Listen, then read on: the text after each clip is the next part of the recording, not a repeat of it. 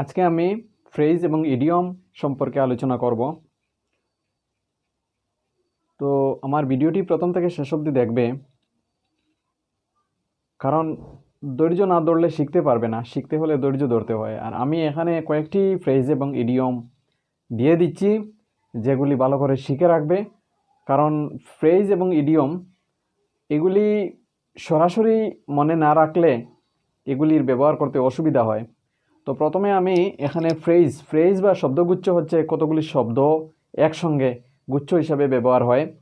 আর এই সব শব্দের মধ্যে কোনো ভার্ব বা সাবজেক্ট বা ভার্ব থাকে না, এগুলি হচ্ছে ফ্রেজ। আর ফ্রেজ যখন কোনো একটি সম্পূর্ণ নতুন অর্থ প্রকাশ করে, যেগুলি শব্দ দিয়ে গঠিত হয়েছে সেই সব শব্দের নিজস্ব অর্থ থাকে না, একটি নতুন একটি ধারণা বা কনসেপ্ট তৈরি করে, সেই সব শব্দগুচ্ছকেই বলা হয় ইডিয়মস বা ইডিয়ম। তো ইংরেজিতে ইডিয়মের ব্যবহার বহুত বেশি আছে, যেগুলি হাজার হাজার ব্যবহার আছে, কিন্তু সবগুলি জানা আমাদের পক্ষে সম্ভব নয়। আমি কতগুলি মোস্ট কমন ইউজড শব্দগুচ্ছ বা ফ্রেজ এবং ইডিয়মস দিচ্ছি এখানে। ডেইলি এইভাবে শিখতে থাকলে একদিন ইংরেজিতে ফ্রেজ এবং ইডিয়মস ব্যবহারে দক্ষ হয়ে উঠবে।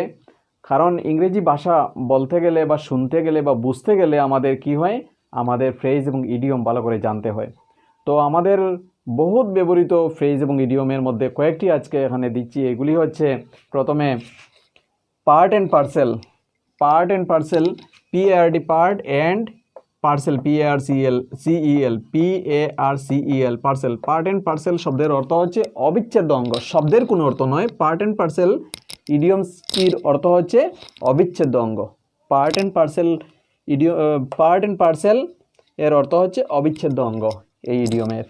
নেক্সট হচ্ছে play a trick, PLAY, play a trick, TRICK, trick, অর্থ হচ্ছে তামাশা।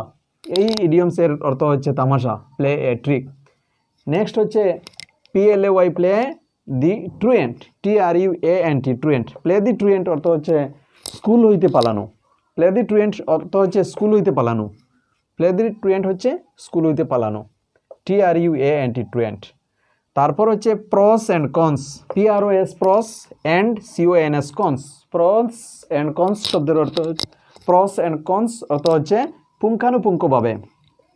প্রসের আলাদা অর্থ আছে, কনসের আলাদা অর্থ আছে, কিন্তু এখানে দুটি মিলে একটি ইডিয়ম হয়েছে এবং এই ইডিয়মের অর্থ হচ্ছে পুঙ্খানুপুঙ্খভাবে।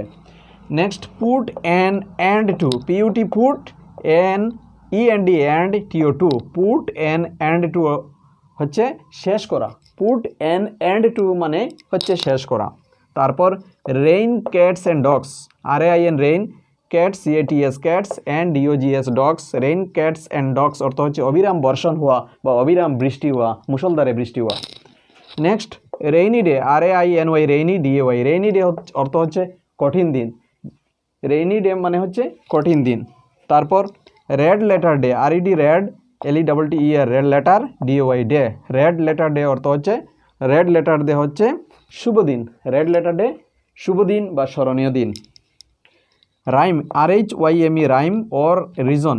রাইম অর রিজন শব্দের অর্থ REASON, রিজন, অর্থ হচ্ছে কারণ। রাইম অর রিজন মানে কারণ। তারপর হচ্ছে right and left, RIGHT, right, LEFT, left. Right and left মানে হচ্ছে এলোপাতাড়ি। এইভাবে আমরা এইগুলি জানবো।